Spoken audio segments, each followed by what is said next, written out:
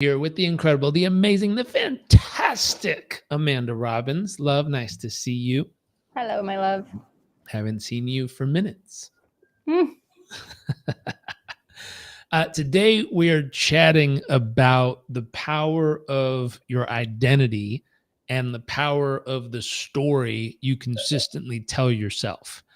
And, to make it real for everyone who's watching, what I'd love you to do is think of an area in your life that you would like to improve in. And so if you're watching live with us in the chat box, if you wouldn't mind, just share what is an area of your life that you'd like to improve in. Is it your health? Is it your relationship? Is it your emotions? Is it your business, your wealth, your finances? Your What area? team, your Your leadership. team, your leadership? Absolutely. What area would you like to improve your performance? And I'd love to know two things. Number one, if I were to ask you, why isn't it the way that you want it to be? Why isn't it the way you want it to be?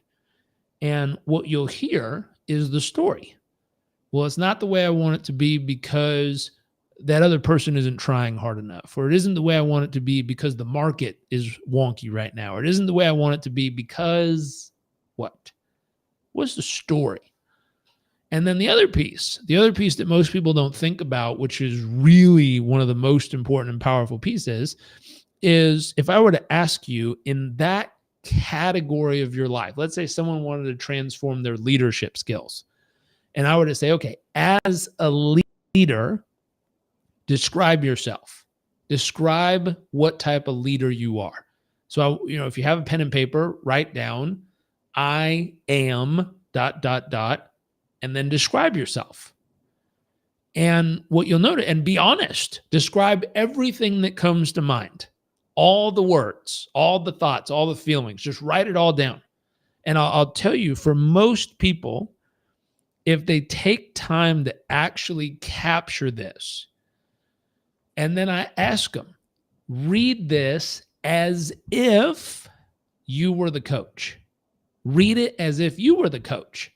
And say, hey, if someone came to you and said, hey, I really want to transform myself as a leader, and this is who I view myself currently to be, what feedback would you give that person? And 9 times out of 10, the person who just wrote it down is able to look at it and go, oh, yeah, I mean, if they were really going to be a leader, here's what I'd tell them. And you go, you're starting to quickly identify the adjustments you need to make to your own identity in order to become the leader you want to become. And I say, go do the same thing to the story. Why aren't you the leader you ultimately want to be yet? And you'll write down the story. And I say, go adjust that story as if you were a coach giving feedback or a mentor giving feedback to that person wanting to be a leader. And what happens when people take time to do this work, it's life-changing, absolutely transformative. Because what happens is those little adjustments on paper don't seem like a lot, but they literally transform the identity of who you believe yourself to be. It also transforms the story of what's happening. I'm going to pass this to my wife for a second. I've noticed I've been using a lot of words down here. And so the concept of how important is this, would you say? And we work with a lot of coaches. We work with a lot of top performers, people who are former special tactics warfare people who are former Navy SEALs, or pararescue jumpers, people who are in McKinsey and Deloitte and consulting. We get major corporations who reach out asking us for help on stuff like this. And what's wild is no matter how much someone's achieved, no matter how successful they are, if we spend a little bit of time updating their identity and updating their story, the results are astronomically different on the other side. Little adjustment here makes a world of difference for the results over the next 3 months, 6 months, 12 months. It's one of my favorite things to work on with people. I'd love to hear, where in your life have you applied this? Lots of places. Oh, me or them? You. Oh, me. I'm like, oh, I could answer that. I didn't know if you were talking to me or the people watching live. Oh, Um, I see. Yeah, no, you, Jarek Robbins. Give us a so you gave us kind of like the overview, right? the framework. Yeah. The framework. Let's give an example. Where's an area that you've applied this? Lots of places. Lots and lots and lots of places. And people think it has to be like the one giant area of my life that's finally going to fix everything. It's not. It's the little stuff. Even as much as so I've been doing cycling now for the past probably four years. And the story that was in my head was I went to go run sprints and I used to be way faster than my wife. Like we would sprint together Way faster. and we'd run and then I'd Good humor joke. myself just by keeping up with her and then I'd have fun and step on the gas and just go and like I'd take off. And we went and ran sprints for the first time in a few years the other day It and was so she great. flew right past me. And I attempted. I told my body run and my body went ugh, and couldn't go any faster. And the story that came up of why I am not faster than my wife running right now was, I haven't been running in years. I was like, that's interesting. I used to run marathons, triathlons, all kinds of stuff. So, and Without practice. my identity came up and my identity said, maybe I'm not a runner anymore. Oof. And I was like, well, yeah, I could roast her on a cycling match. Like if we jump on a bike, I'd leave her in the dust. But I was like, wow, that's my ego now kicking in, trying to protect itself. And I was unpacking it. And as I unpacked it, I heard this little statement, maybe I'm not a runner anymore. I was like, ooh, my body was willing to give up a whole portion of my identity that I've had for 20 years, 25 years. I was willing to give up a whole portion of my identity because one result wasn't what it used to be. That's how fast we can shift. And I said, no, I need to do some work on my identity around this. If I was going to get back into sprinting shape, who would I need to be to not only do it, but excel at it? And I said, I would need to be an athlete. I am an athlete. Like that I claimed very quickly. I was like, okay, good. I'm still an athlete at least. And I said, I would need to be a sprinter. And I went, am I a sprinter? And I said, I don't have the same level of certainty around being a sprinter as I do an athlete. And I said, okay, what would I have to believe about myself to step back into the identity of being a sprinter? I'd have to believe I'm capable. I'd have to believe I'm willing to do it. I have to believe it's fun. I have to believe there's an upside to it. I have to believe it'll benefit myself and others. I'd have to believe, and I started to create all the beliefs of what would I have to believe in order to step back into this part of my identity. And then to amplify it, make it exciting, make it fun, make it entertaining, make it something I want to participate in. And as I did that, all of a sudden sprinting became interesting. And then I was like, ooh, I am a sprinter. I've sprinted before. Now I'm out of shape. And I went, interesting. Am I out of shape? And I was like, actually, no, I'm not. But listen to the story. Listen to the identity statements. Yeah. Listen to what was being unpacked in my own brain. And I had to question it. I've been an athlete for over, 20 something years of my life. It changed my life adopting that identity statement. Way back when I went into high school, I was 5'9", 225 pounds, and I couldn't run worth the life of me. And I adopted an identity. I said, you know what? I am an athlete. And by becoming an athlete, transformed my health. And then I became a runner. And then I became a marathon runner and a triathlete. And as each one of these identity statements became part of who I was, my health dramatically transformed.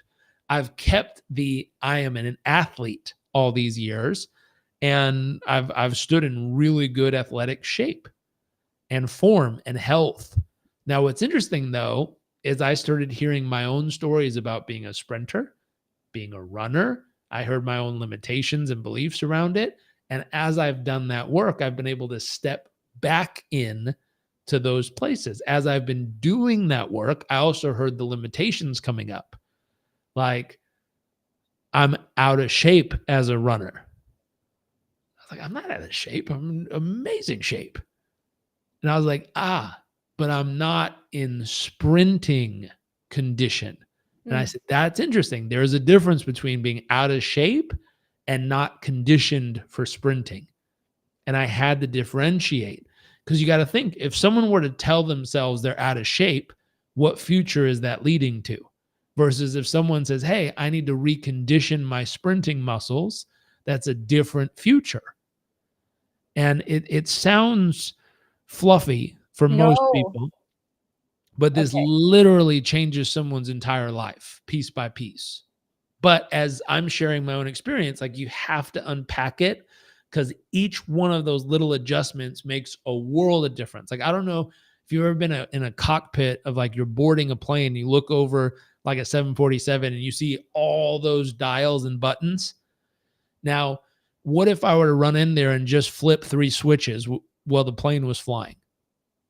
Terrifying.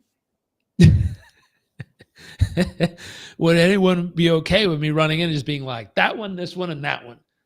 No, people would freak out. I have no clue what switches I just flipped. But there's a reason each switch is flipped in each position. There's a reason the throttle's in a specific position. There's a reason each lever is pulled in a certain way because it causes the plane to successfully move through the air with hundreds of people on board safely. Yeah. Same thing in our identity, same thing in our beliefs, same thing in our stories. Mm-hmm. If you're not intentionally flipping those switches and adjusting those pieces in just the right way, you're flying around the air hoping you're going to stay moving in the right direction and hoping you're going to land at the right airport safely, and it ain't going to work. Yeah. And so we have to be very intentional about how we dial that in to get you to your absolute best and help you maintain your absolute best. Absolutely. I love what you're sharing about how you question your own thinking. And I think that that's something that we often don't do. We just have these thoughts as if we have no control over them. And the truth is we do, one. And two, the next step is to question your own thinking. Is that thinking directing me towards the path I want to be going down? Or is it guiding me towards a place that is providing me with mediocre results and falling short of my goals or aspirations or vision, right? And when we can become really mindful of the thoughts, those beliefs, those stories that we have, and really challenge them to create a better, more empowering story, it's going to guide us down that path. And one thing I love that came up was, you know, just the idea of being faster, like being 2 steps ahead of our brain, right? So I I didn't honestly, I don't love running. It's hard for me to even say I don't love running because I've also conditioned myself to love running. But one thing I had to do as well is that new identity. I am an athlete. And so as soon as you say that, your brain is now thinking, well, how would an athlete show up? What would they do? And then you show up that way. And this is something that I even see with our son actually, which is so fun. And you'll know exactly what I'm talking about, where suddenly he'll just go, line up and wait, please, on runway 1. And what happened there? His identity became he was air traffic control, or say, please sit down and put your seatbelts on.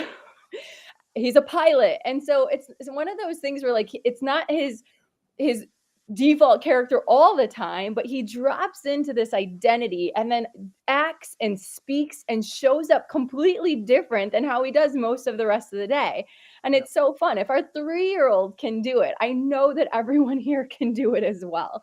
And it starts with, again, questioning your thinking, right? Listening. What are the thoughts? Is this leading me towards the path I want to be on, towards my goals, my visions, my aspirations?